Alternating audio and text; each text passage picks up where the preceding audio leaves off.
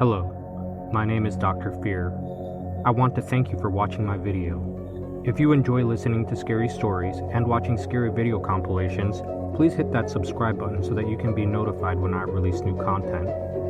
If you enjoy this video, I ask that you please hit that like button and leave a comment as it does help my channel enormously. Now, without further ado, kick back, dim the lights, and enjoy the story.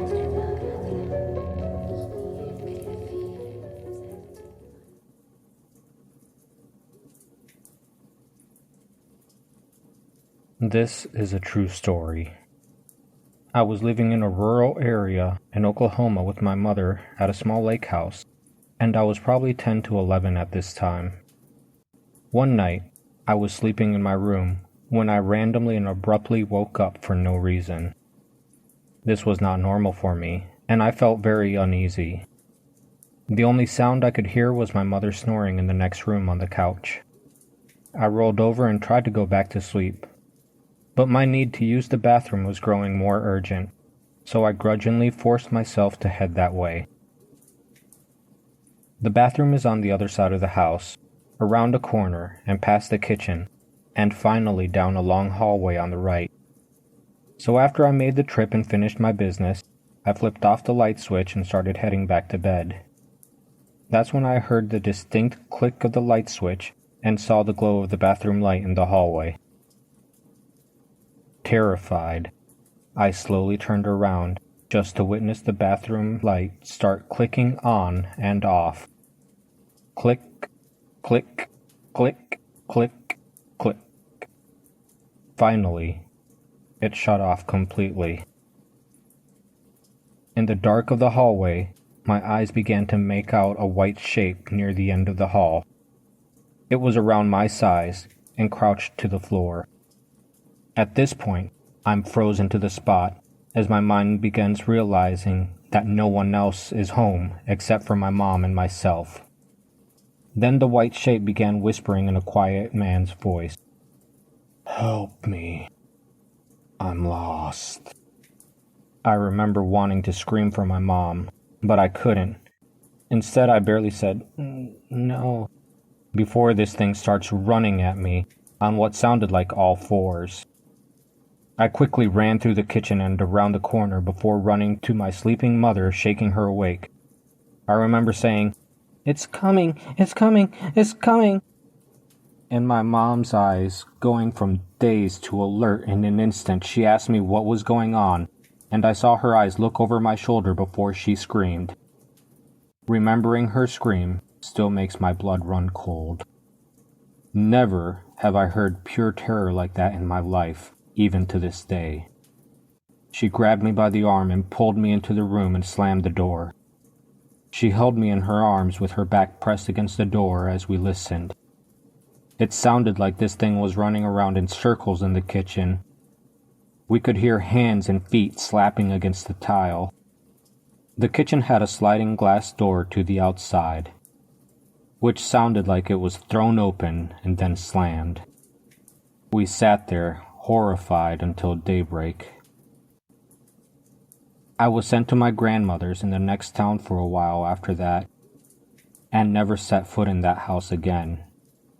Years later, my mother said she went walking around the property after the incident and came across a small burial site with 3 headstones that each belonged to children from the early 1900s. It freaks me out, because what I heard that night was a man's voice. But it was so unnatural. My mom still will not tell me what she saw behind me, and what it was that made her scream. She tells me she's afraid it will know that we're talking about it and will come back. This is the first of many weird things that have happened in my life.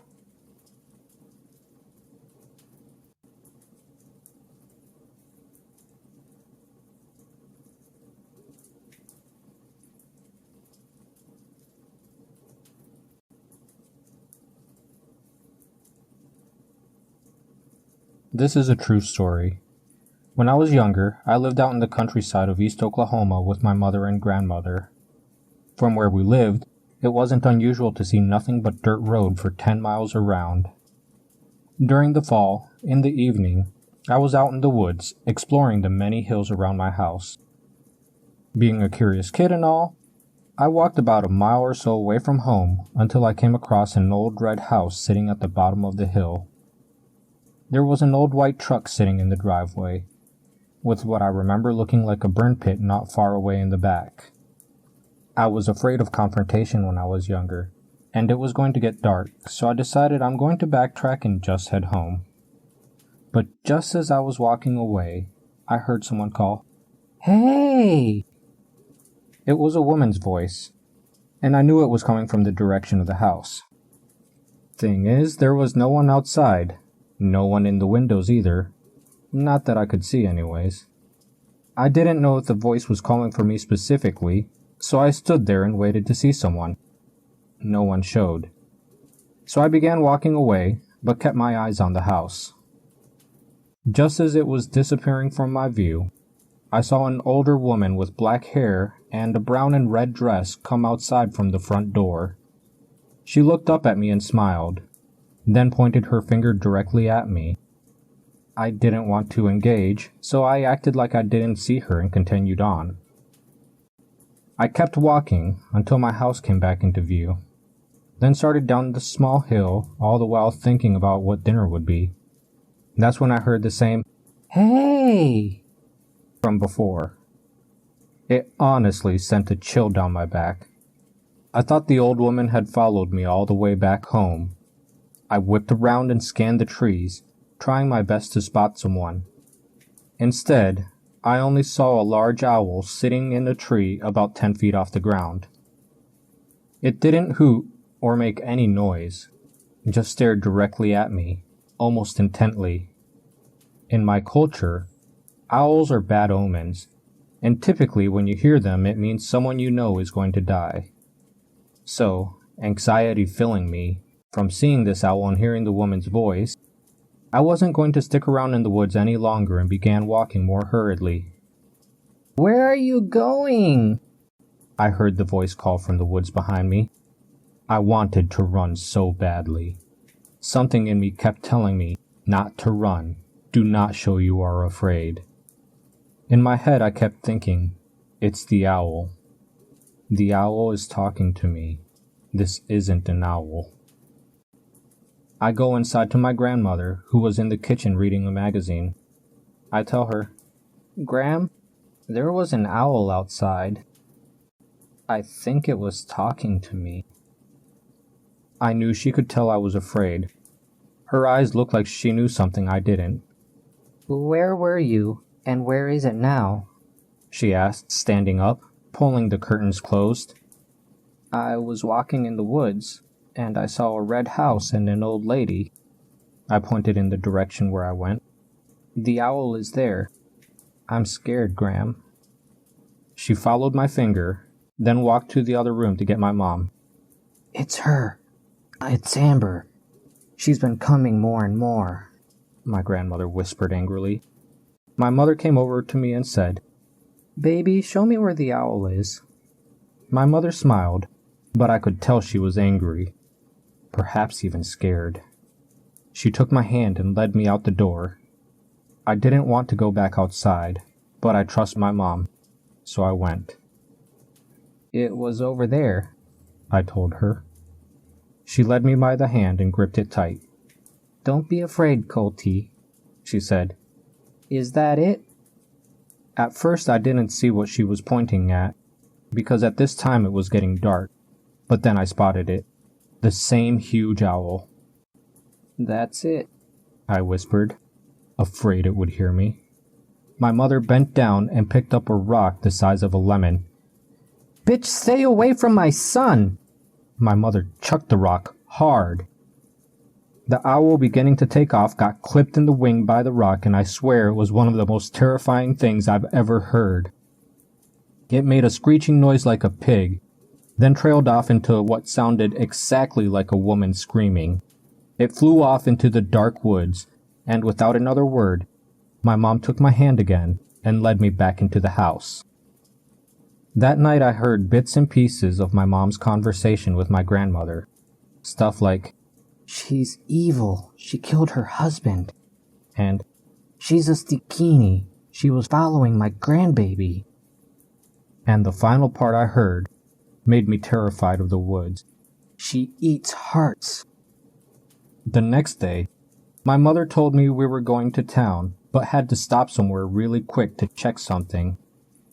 So we load up into our small car and drive down the dirt road for a bit, and come up to a familiar sight. It was the red house. I thought, this is that old lady's house. I wonder why we're here. Then I began to scan the woods around us looking for that owl, not afraid since it was daytime. My mother knocked on the door and waited for a minute before the same old woman came outside. The old woman wasn't smiling. Instead, she looked at my mother like she hated her. Then I saw her turn to me with those piercing eyes. I couldn't hear what my mom was saying, but while I tried to listen, my eyes looked down at something that wasn't there yesterday. The old woman's arm was wrapped up in a bandage and a makeshift sling. It was then that it all clicked.